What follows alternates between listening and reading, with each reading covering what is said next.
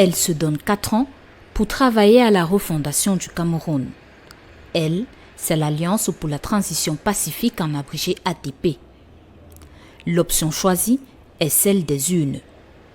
Ce sera ce que ses défenseurs appellent une halte historique pour faire le bilan de la gestion politique, économique et sociale de 1950 à nos jours, prendre des mesures pour réconcilier le pays et établir les grandes valeurs pour assurer le vivre ensemble, la prospérité et la justice sociale.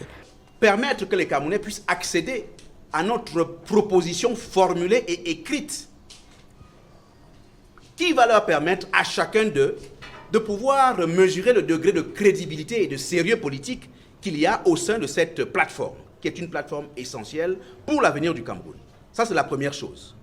La deuxième chose est que, bien évidemment, vous allez considérer que nous préparons des élections, bien sûr aussi, parce qu'on ne peut pas accomplir de transition selon notre algorithme si on ne va pas aux élections.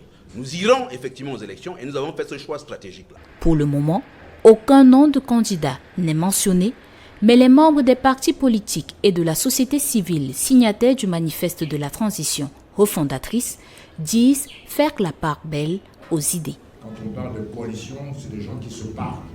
Ce n'est pas des gens qui s'autoproclament. Des gens qui se concertent, c'est des gens qui dialoguent, c'est des gens qui se parlent. Quand vous regardez très honnêtement au Cameroun, la sphère politique en termes d'opposition, d'alliance politique, vous voyez bien l'ATP. L'ATP est dans une logique de consensus, de dialogue et de collaboration. Le manifeste de la refondation, qui s'appuie sur cette grande ligne, est présenté ce 25 juin 2024 à Yaoundé à la presse.